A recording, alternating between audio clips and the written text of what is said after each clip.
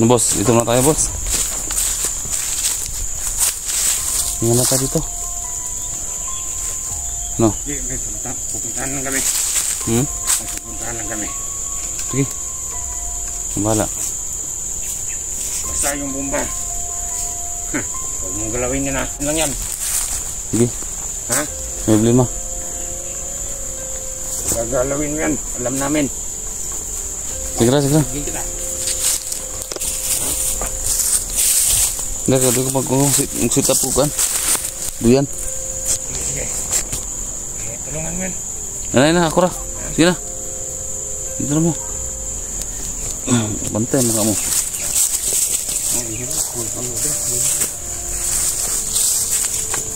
Ano ba? Galawin yan.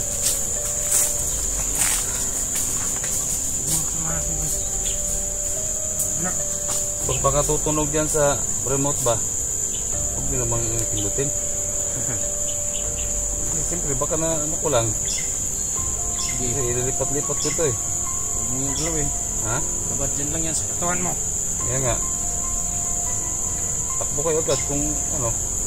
Iklaro nyo ha pag ano. Iklaro nyo kasi baka Balagay kami agad. takarupid na tanong kan ba? Yan ako tatakas. Dito lang ako.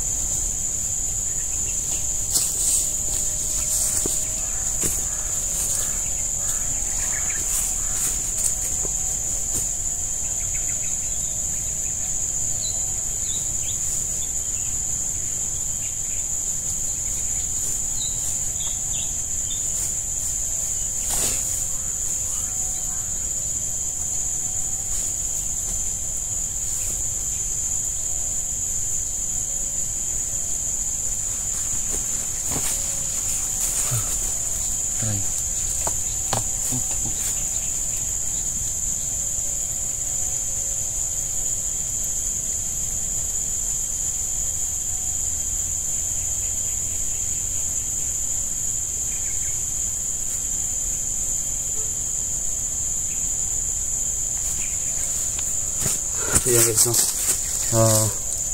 Kakarating na namin dito sa area na to. So kahapon doon kami sa kabilang area. Grabe, sobrang layo ng nilakad namin. Kung saan saan na lang kami nagpalipat-lipat ng area. Kung sino-sino na lang yung mga commander na nakilala ko. Dahil bihag tayo nila. At yun na nga, sinabi naman nila din na sana akong kasapi nila kasama, no? Na isang bandidong grupo. At saka yun na nga, may dala tayong bomba. Ito, nipit ko pa rin. Kasi hindi pa sila panatag na parang kasama talaga nila ako. Kaya ito, may nipit pa rin tayong bomba. Kasi ito kasi guys, pag ginalaw to, kahit na mga 300 meters, pag ito yung pumutok,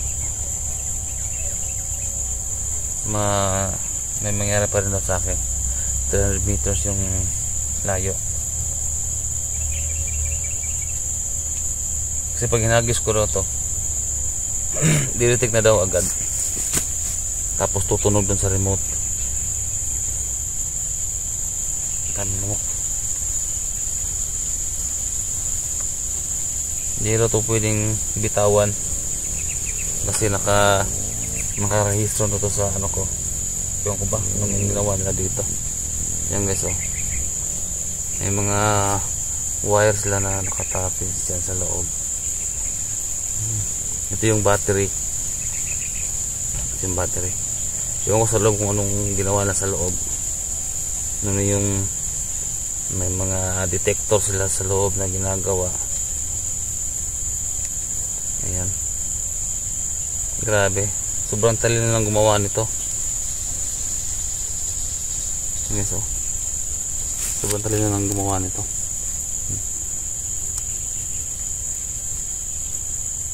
Saka parang may makina sila sa parang cellphone.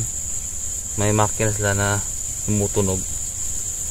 Kasi para siyang nagba-vibrate, kumbaga, no? Na ano kasi naramdaman ko kasi para siyang nagba-vibrate. Kung may tawag nito. Ewan ko kung sabi sa pantalino ng gumawa talaga. Tutunog pag hindi ko hawak to. So yun nga sabi na 300 meters. Nalidetect daw nila ako. Maano pa daw tawag ito pag pumutok, sumabog. Nangyayari po daw sa akin. Kaya dito muna. Hawakan muna natin to.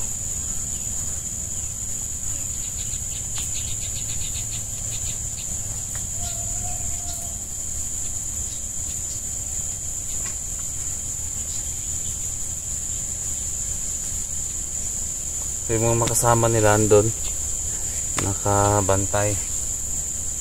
Kayong dalawang yun doon sa unahan. So dito ako sa gitna.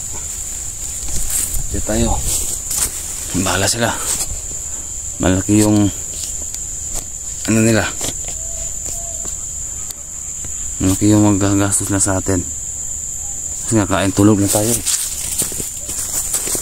So okay na rin itong ganito. Kain tulog.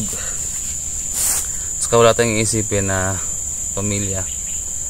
Kasi nung dati kasi stress talaga ako sa mga nangyayari. Hindi ko panatag dahil sa kakaisip sa pamilya ko. So ngayon bahala na kung ako magsasakripisyo na lang. Okay na kung ganito.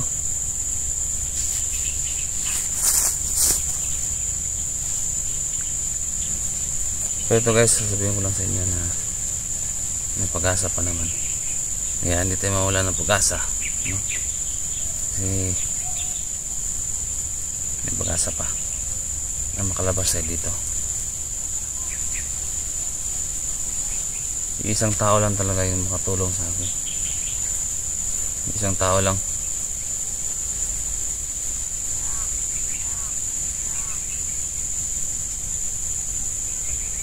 Kaya guys, kung sino ka man, so salamat talaga ng marami sa kabutihan. At yung sasabihin ko pa, hindi ko na siguro sasabihin, no? Baka makita pa nila yung upload ko.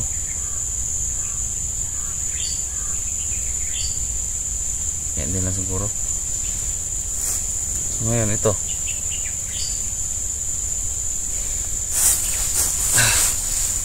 bantay lang tayo.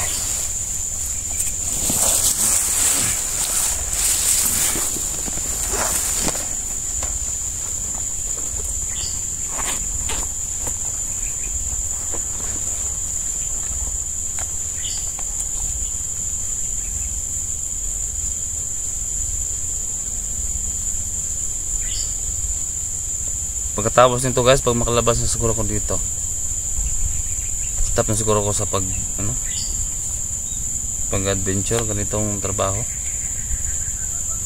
Kasi ba't pa ako pupunta dito sa arena to, balik-balik. Ano bang gagawin dito? Magpapakamatay. Basta pag labas ko dito, stop na.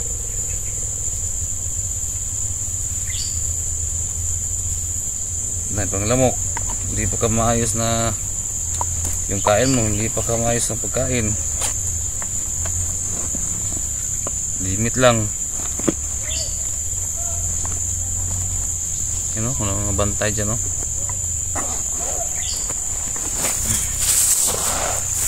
Daming bantay. Para tayong si Barack Obama. Daming bantay. Ito okay na ako sa ganito.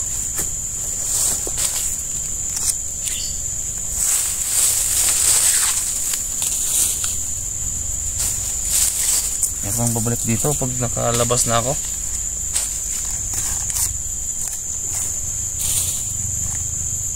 Bahala na. Tsaka payo ko lang din sa mga viewers natin dyan na mayroon mang mga nangyayari sa mga kasama natin mga vlogger. Sana basta hindi na ako tutulog. Kasi imbas na naman nila ako eh. Kaya nga ayoko nang bumalik dito, kasi ayoko nang mapahamak pamilya ko.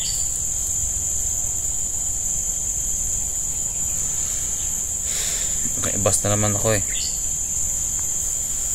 Bakit hindi ka tumulong? Sasabihin na naman ganyan.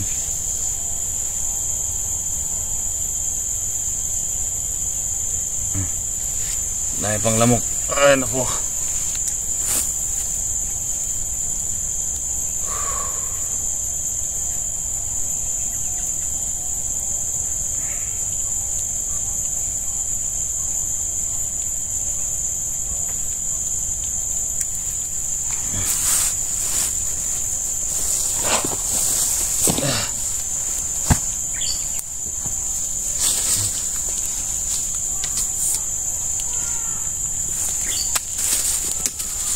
Mga bali talaga mga bandido. Mga baliw.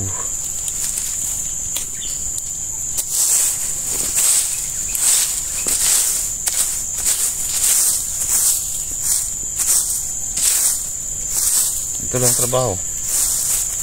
Magbabantay sa paligid.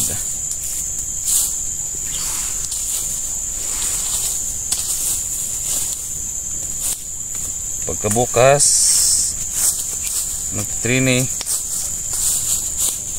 di mo lang yung makilala yung makasama mo, yun o.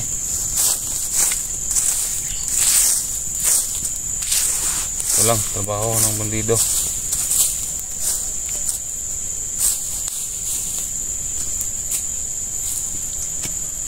Kati pa.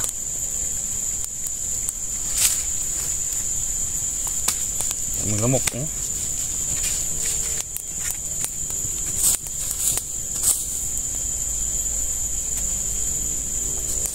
Kaya mag-stop na ako sa ano. Stop na akong pabalik-balik sa bundok. Pag nakaalis na ako, bahala na. Anong sasabihin ng mga viewers natin?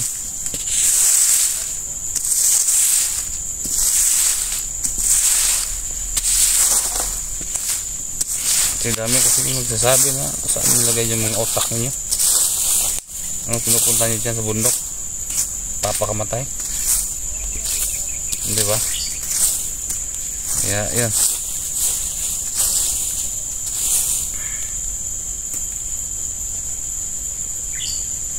Yung usok. Dito kayo. Dito kayo dito.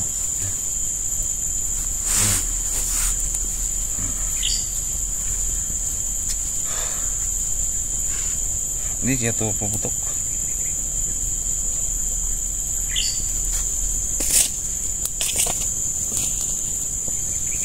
Sa habang panahon ikaw ay makasama.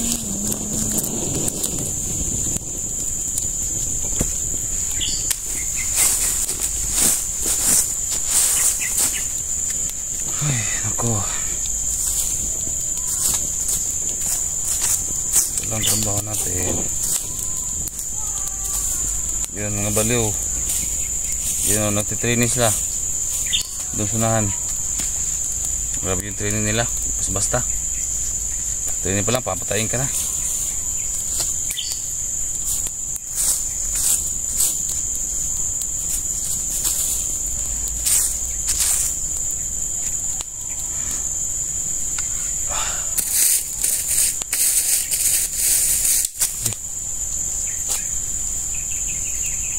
Kaya guys, huwag niyo akong pagalitan pag hindi na ako mabalik dito. Baka kasi maulit na naman yung dati na binabas ako. Imbis na nag-stop na ako sa bandido. Yun, syempre nung time na yun nahanap si Johnny. Kaya hindi ko naman pwedeng basta-basta talikuran na lang yung pinsan ko. So yan. Pero naisip pa talaga yung time na yan na nung babalik ako, nagdadalawang isip din ako eh. Kaya yun.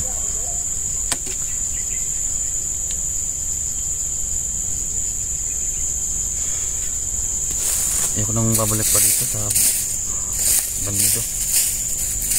Kaya antay lang tayo ng ilang araw guys na makalabas tayo dito.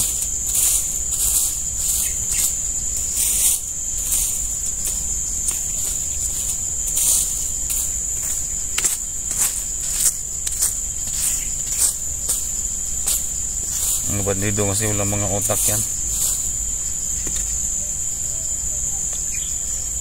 Wala silang mga utak.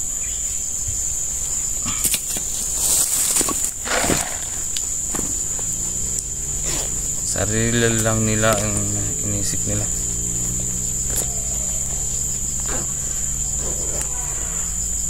You know, sisigawan. Wala mga utak.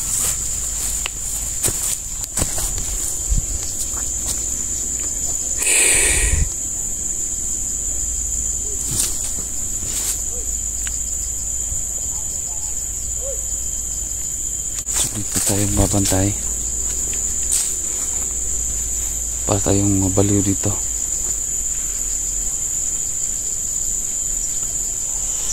Naghihintay ng ulan